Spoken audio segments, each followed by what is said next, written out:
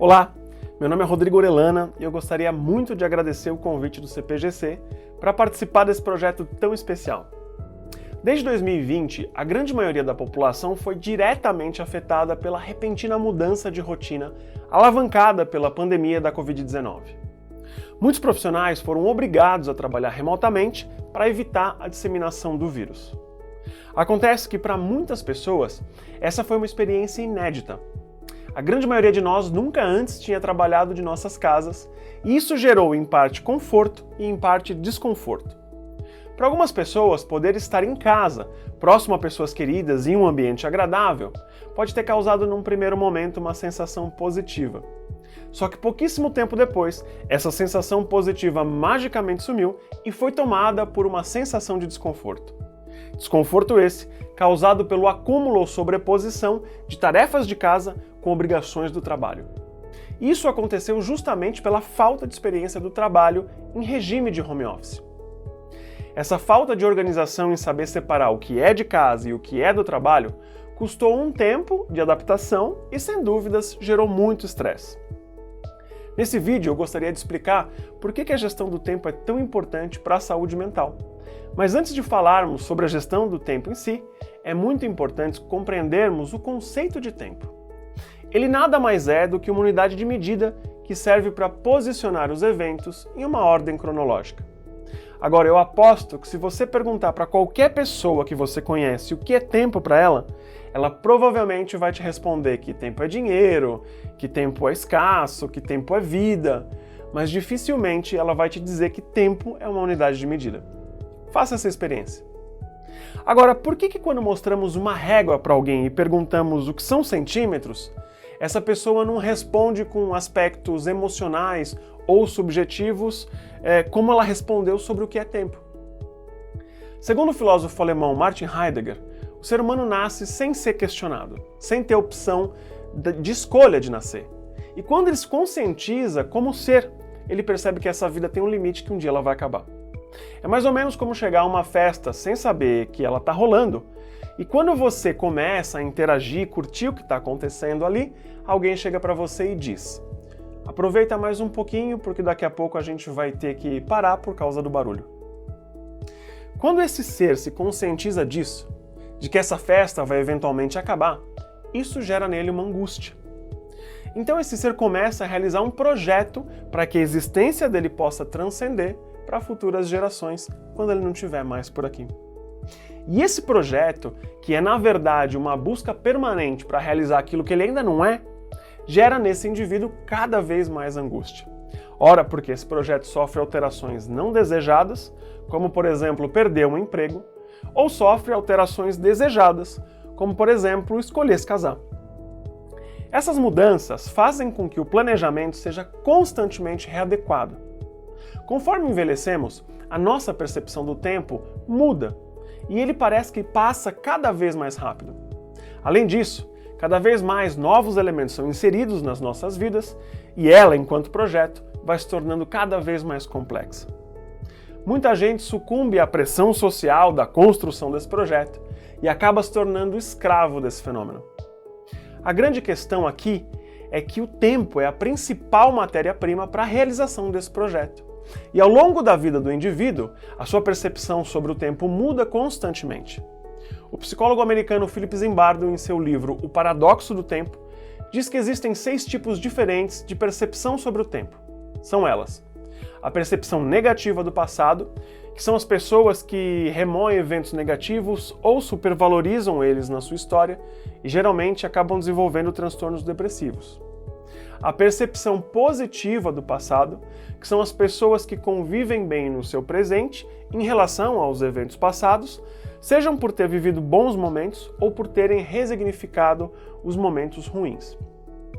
A percepção do presente hedonista, que são as pessoas que vivem o seu presente loucamente, como se não houvesse amanhã. Essas pessoas geralmente são inconsequentes e as suas atitudes podem pôr em risco suas vidas e a vida de pessoas próximas.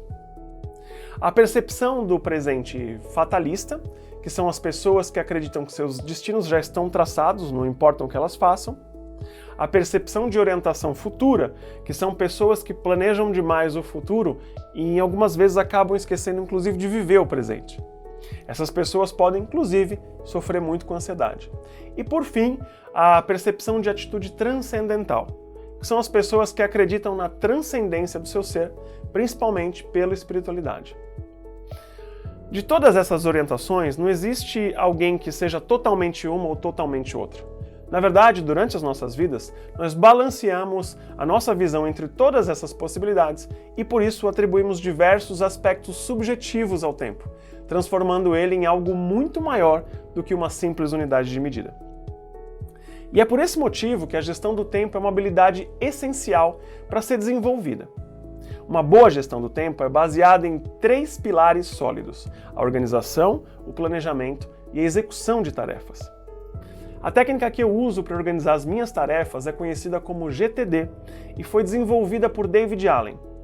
Essa técnica consiste basicamente em anotar todas as tarefas que surgem durante o seu dia em um único lugar e depois distribuir essas tarefas em lugares adequados, como por exemplo, tarefas com datas de validade vão para um calendário, enquanto as tarefas que não vão vencer em breve e não tem um prazo de validade podem ir para uma caixa de próximas ações, por exemplo, e assim por diante. Eu deixei um link do livro do David Allen aqui na descrição desse vídeo e eu recomendo demais a sua leitura. O segundo pilar é o planejamento. E nesse momento, você deverá revisitar todas as tarefas que armazenou nesses diferentes compartimentos e organizar elas em uma sequência de prioridades. Existe uma série de técnicas para priorizar as tarefas e eu até deixei uma dica de leitura de um livro que eu gosto bastante aqui do Stephen Covey, que se chama Primeiro o Mais Importante. Mas de um modo geral, para você priorizar suas tarefas, você deve primeiro identificar quais delas são realmente importantes e quais delas são realmente urgentes.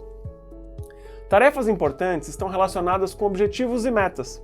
Geralmente elas têm a ver com o projeto de vida, aquele que eu falei lá no começo do vídeo. As tarefas urgentes são aquelas que são relacionadas com o prazo de validade. Então, se uma tarefa é importante e urgente, ela deve ser priorizada no topo da lista. Essa é realmente uma prioridade. Se ela é importante, mas não é urgente, você deve fazê-la com cuidado e com muita qualidade. Veja bem, ela é importante, ou seja, tem a ver com suas metas e seus objetivos, mas não vai vencer em breve. Então, você pode planejar adequadamente e fazer essa tarefa bem feita. As tarefas que são urgentes, mas não são importantes, são tarefas que nos frustram muito, por termos que fazê-las com urgência, mas não serem muito importantes. Então, não gaste muito tempo ou não exagere muito na qualidade delas. E por fim, as tarefas que não são nem urgentes nem importantes, elas devem ser evitadas ao máximo. Esse senso entre urgente e importante vai te ajudar muito a planejar a ordem de execução das suas tarefas dessa sua lista. Por fim, temos a execução, que é tão importante quanto a organização e o planejamento. Assim que você criar uma lista de tarefas e definir uma sequência de execução, o importante agora é conseguir manter o foco e fazer uma a uma sem distrações. Para esse pilar eu uso uma técnica de um italiano chamado Francesco Cirillo, que se chama a técnica Pomodoro. Ela tem esse nome porque o Cirillo desenvolveu ela usando um relógio de cozinha no formato de um tomate. Ela consiste em fazer ciclos produtivos e ciclos de descanso que devem ser intercalados da seguinte forma. Você faz um ciclo de 25 minutos trabalhando focado e durante esse tempo evitando ao máximo interrupções e distrações, e quando esse tempo acabar, você faz uma pausa de 5 minutos.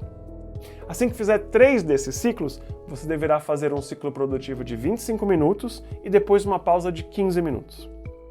Usar uma técnica como essa fará com que você produza muito mais e se sinta muito menos cansado, eu garanto. Se você chegou até aqui, eu gostaria imensamente de te agradecer pelo tempo que você dedicou em me ouvir e eu espero que tenha conseguido te ajudar a melhorar na sua organização de tempo. Deixe seu like e se inscreva nesse canal para apoiar esse projeto tão importante. E é claro, não deixe de assistir os outros vídeos. Até breve!